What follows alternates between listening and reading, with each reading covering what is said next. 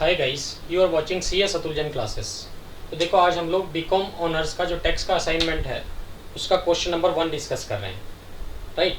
तो देखो, जो क्वेश्चन नंबर 1 है ये आपका रिलेटेड है, सैलरी से रिलेटेड है।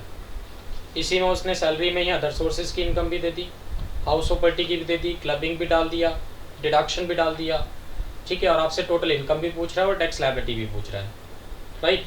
तो ठीक है, देखो क्वेश्चन के अकॉर्डिंग अगर हम लोग चले तो क्वेश्चन में क्या बताया उसने कि सबसे पहले आपको सैलरी की इनकम दी हुई है। कितनी इनकम दी हुई है सैलरी की भाई? सैलरी की इनकम दी है उसने 95,000 पर मंथ के हिसाब से। तो इट मीन्स अभी तक उसने उसमें से स्टैंडर्ड डिडक्शन नहीं दी होगी हमें, राइट।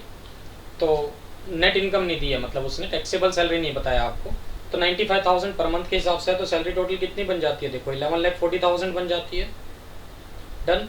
उसके बाद क्या दिया उसने? एम्प्लॉयर ने कंट्रीब्यूशन दिया था, देखो किस में? कंट्रीब्यूशन टू पेंशन फंड में, पेंशन फंड में। और गवर्नमेंट एम्प्लॉई है ये मिस्टर ईशान, ठीक है। तो अगर गवर्नमेंट एम्प्लॉई पेंशन फंड में कंट्रीब्यूट करता है तो उसको डिडक्शन मिलती है, बट वो जो डिडक्शन मिलती है मैक्सिमम 10% मिलती है सैलरी का। और उसी में हम लोग एक चीज़ ये भी पढ़ते हैं कि अगर एम्प्लॉयर भी कंट्रीब्यूट करे पेंशन फंड में तो एम्प्लॉयर का कंट्रीब्यूशन पहले सैलरी में ऐड होगा, बाद में डिडक्शन भी मिलेगी, वो अलग बात है, बट पहले सैलरी में तो ऐड होगा ही होगा। सैलरी में कितना ऐड करेंगे? जितना कंट्रीब्यूट कर रहा है एम्प्लॉयर, बट डिडक्शन कितना देंगे? Maximum 10% of salary. तो सैलरी में कितना ऐड करूँ? एम्प्लॉयर वाला कंट्रीब्यूशन, सिर्फ एम्प्लॉय वाला नहीं, कितना ऐड कर दिया? जितना उसने कंट्रीब्यूट किया। तो कंट्रीब्यूट कितना कर रहा है? क्वेश्चन के हिसाब से अगर चले आप तो 11,40,000 का 15% कंट्रीब्यूट कर रहा है भाई, तो 1,71,000 हो गया। डन, ठीक है जी, यहाँ तक चलो। उसके बाद अगर मैं इन दोनों को जोड़ दूँ, 11,40,000 की सैलरी हो गई आपकी बेसिक, और एम्प्लॉयर कंट्रीब्यूशन दोनों को जोड़ दूँ तो ग्रोस सैलरी आ जाती है आपकी 13,11,000। अब इसमें से आप डिडक्शंस देते हो सैलरी की। सैलरी की जो डिडक्शन आप देते हो, आपको याद होगा कि भाई डिडक्शन सैलरी से आपको 3 तरह की डिडक्शन थी। एक एंटरटेनमेंट अलाउंस था, एक प्रोफेशनल टैक्स था, और तीसरा डिडक्शन होता था स्टैंडर्ड डिडक्शन। तो स्टैंडर्ड डिडक्शन तो फिक्स डिडक्शन मिलती है आपको 40,000 की। तो लो जी, ग्रोस सैलरी से मैंने स्टैंडर्ड डिडक्शन भी दे दी आपको, 40,000 की फिक्स डिडक्शन दे दी। अब ये आपकी नेट सैलरी आ गई, टैक्सेबल सैलरी कितनी आ गई? 12,71,000। डन। चलो, उसके बाद क्वेश्चन में हाउस प्रॉपर्टी की इनकम दी हुई है 40,000 की, वो भी ऐड कर दिया जी हमने। उसके बाद अदर सोर्सेज की इनकम दी हुई है 1 लाख की, ठीक है। और साथ में उसने ये भी बताया कि जो मिस्टर ईशान है, इनका कोई बेटा है जिसकी पर्सनल इनकम है कुछ, राइट, और वो इनकम एलिजिबल फॉर क्लबिंग है अंडर सेक्शन 64(1) है। तो 64(1) में हम ये भी पढ़ते थे कि किसकी इनकम में क्लब करोगे, मदर की या फादर की, जिसकी इनकम ज़्यादा हो। तो यहाँ ना मिस्टर ईशान की इनकम ज़्यादा बन रही है, मिसेज ईशान की इनकम तो बहुत कम है। तो क्लबिंग हमने कहाँ किया? मिस्टर ईशान की इनकम में। तो कितनी इनकम है जी उसकी? माइनर चाइल्ड की 40,000 है। और जब भी हम क्लबिंग करते हैं तो 1,500 रुपये पर माइनर चाइल्ड एग्जाम हो जाता है सेक्शन 1032 में, तो वो एग्जाम्शन भी दे दी हम लोगों ने 1,500 रुपये की यहाँ। तो कितना क्लबिंग होगा? 38,500, राइट। तो अगर मैं ये 38,500 और क्लब कर दूँ तो भैया अदर सोर्सेज की इनकम ना आपकी 1,38,500 हो जाती है। हमने GTI निकाल दिया। कैसे निकाला GTI? एक तो सैलरी की इनकम ले लिया, एक हाउस प्रॉपर्टी की इनकम ले लिया, एक अदर सोर्सेज की इनकम ले लिया। इन तीनों इनकम को अगर हम जोड़ दें तो क्या आ जाएगा? GTI। कोई और इनकम तो है नहीं आपके पास। तो देखो GTI कितना आ गया आपका? 14,49,500, राइट। चलो जी, अब अगर हम डिडक्शंस की बात करें तो GTI से हम लोग डिडक्शंस भी देते हैं सेक्शन 80C से लेके 80U तक की, जिसको आप चैप्टर 6A की डिडक्शंस भी बोलते हैं, ठीक। तो सबसे पहले अगर हम लोग बात करें सेक्शन 80C की, तो 80C क्या कह रहा है? देखो कौन कौन सी डिडक्शन 80C की। एक तो इन्होंने PPF में कंट्रीब्यूशन दिया भाई 70,000, वो डिडक्शन मिल जाएगी। दूसरा जो ट्यूशन फीस इन्होंने दी थी ना, ट्यूशन फीस किसकी ट्यूशन फीस थी? अगर आप चेक करोगे तो देखो ट्यूशन फीस इन्होंने दी है किसकी भाई?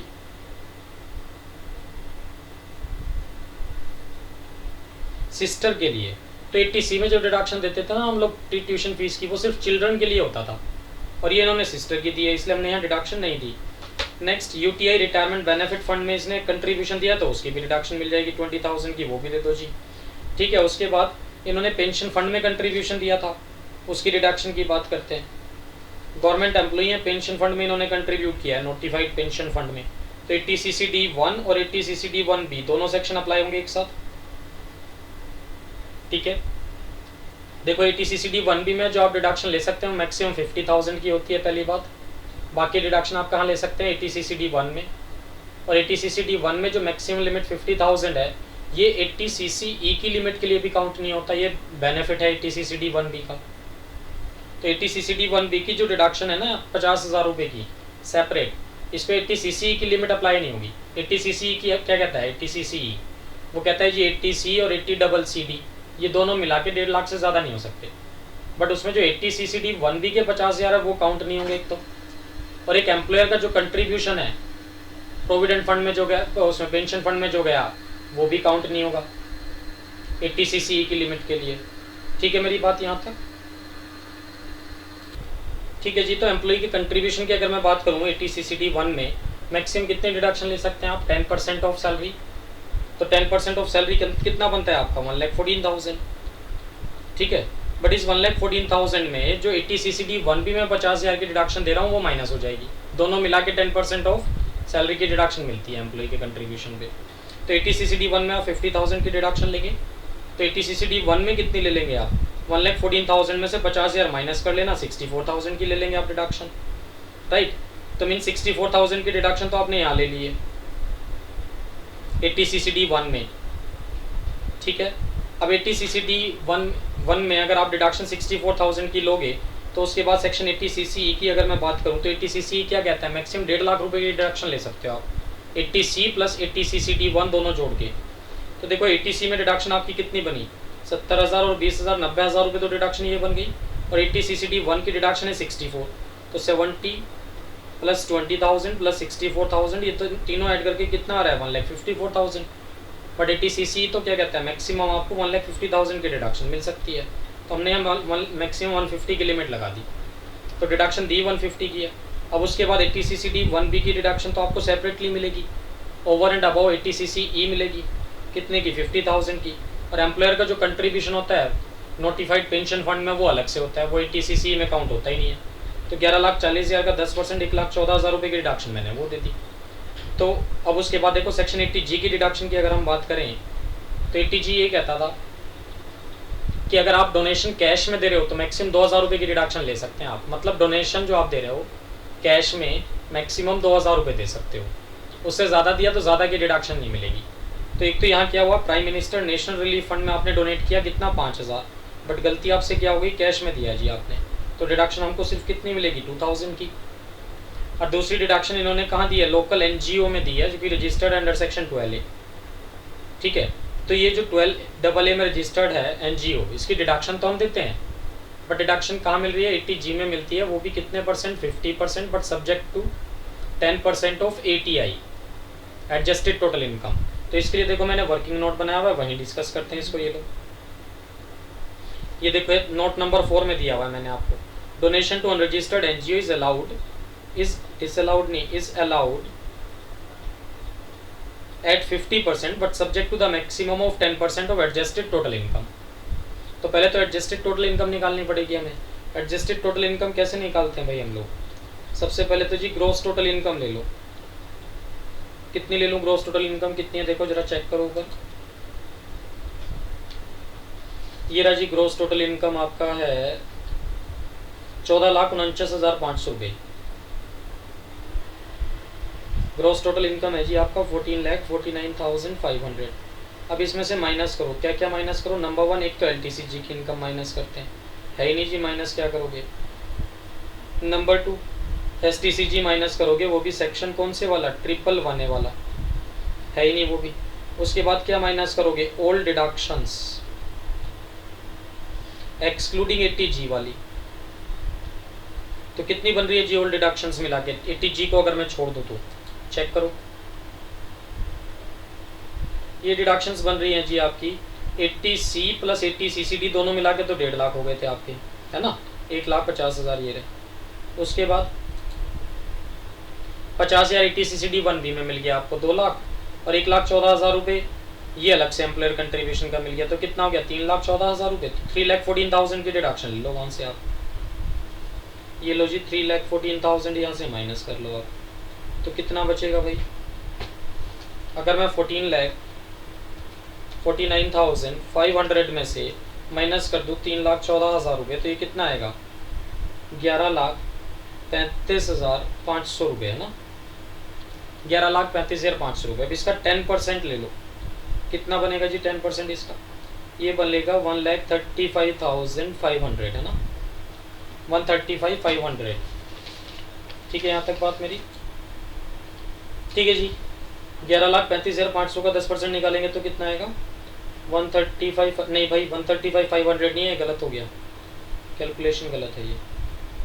कितना आएगा 11,35,500 का अगर 10% कैलकुलेट करूँ तो ये आएगा 1,13,550 रुपये, ये आएगा भाई। और साथ में जितना आपने डोनेट किया वो ले लो। डोनेट कितना किया था आपने लोकल एनजीओ में, लोकल एनजीओ में आपने डोनेट किया था जी 2,000 रुपये। तो जो भी दोनों में कम होगा ना, विच एवर इज लोअर, उसका 50% डिडक्शन मिलती है आपको। तो लोअर तो 2,000 है, उसका 50% डिडक्शन कितनी लेंगे आप 1,000, तो 1,000 की डिडक्शन ले लो जी। ये नोट नंबर 4 में मैंने कैलकुलेट कर दिया, इसका रेफरेंस दे देंगे वहाँ, ये लो जी। तो ये 1,000 की डिडक्शन मैंने दे रखी है, कहाँ से आया, एस्ट्रिक लगा के बता दिया, note number working note number 4 से आया जी। ठीक है, तो 2 और 1 3,000 रुपये की डिडक्शन ATG की होगी, तो टोटल डिडक्शन कितनी हो गई 3,17,000 की। कैसे 150 ATC हो गया जी, ये रहा, और नेक्स्ट 50,000 ATCCD 1B वाला हो गया, फिर 1,14,000 रुपये एम्प्लॉयर कंट्रीब्यूशन वाला हो गया, तो 1.5 लाख प्लस 1.5 लाख 50,000, 2 लाख प्लस 1,14,000 कितना हो गया 3,14,000। ठीक है जी, और 3,14,000 प्लस 3,000 कितना हो गया 3,17,000।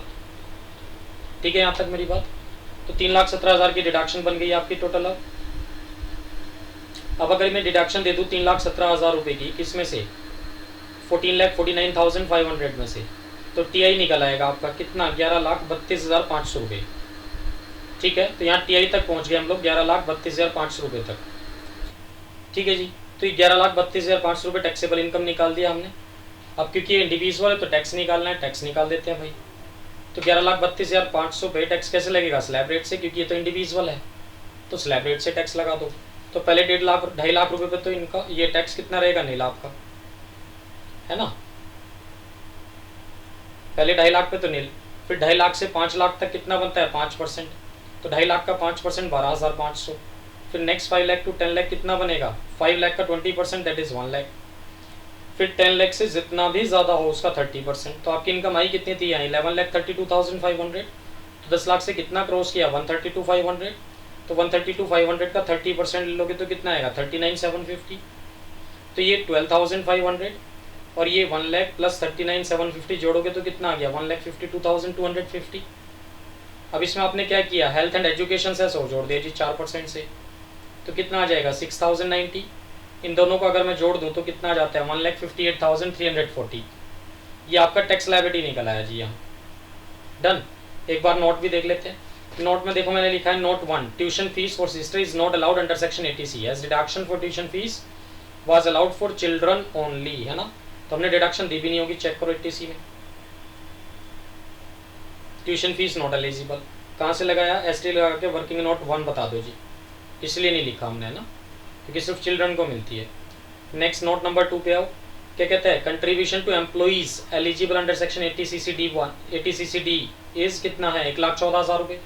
तो कहता है 80CCD1 में जो डिडक्शन बन रही है आपकी 1,14,000 की बन रही है, जिसमें से 50,000 की तो हमने 80CCD1B में दे दी, क्योंकि 1B में देने का बेनिफिट ये है कि 80CCE की लिमिट में काउंट नहीं होगा। तो जो 50,000 की डिडक्शन यहाँ दे दी तो बाकी बची हुई 80CCD1 में दे दो 64,000 की डिडक्शन, राइट। तो इसलिए दोनों मिला के कितना बन गया 1,14,000 बन गया 80CCD1 में। ठीक है, ये भी ठीक है। चलो नोट 3 में आ जाओ। 80G में जो डिडक्शन दिया है हमने, if donation made in cash for exceeding 2,000 that it will not be allowed as deduction, तो ये नोट 3 हो गया। ऊपर चेक करो, हमने डिडक्शन था ना कुछ कि PM-NRF में डिडक्शन दी थी कितने की, मतलब डोनेट किया था 5,000 रुपये, बट गलती क्या हुई थी कैश में डोनेट किया था, इसलिए 2,000 की डिडक्शन मिलेगी। तो 2,000 की डिडक्शन क्यों दी हमने, इसके साथ एस्टेरिक लगा के बता दो। नोट में मैंने एक्सप्लेन किया ना, इसको नोट नंबर क्या था वो,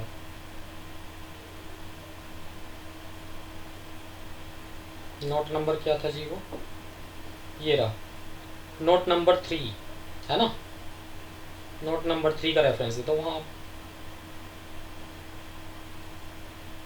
नोट नंबर 3 है ना, ये लो जी। उसके बाद और कौन सा नोट बनाया अभी हमने, नोट 4 तो मैंने बता ही दिया, ये वहाँ लिख भी दिया था हमने ना।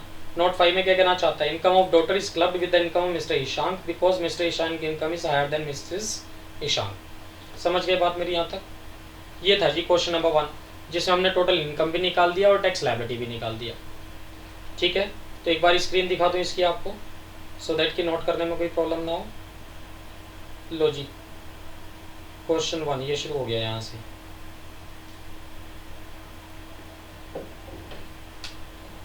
डन। तो जीटीआई तक पहुँच गए हम लोग, इसके आगे चलते हैं।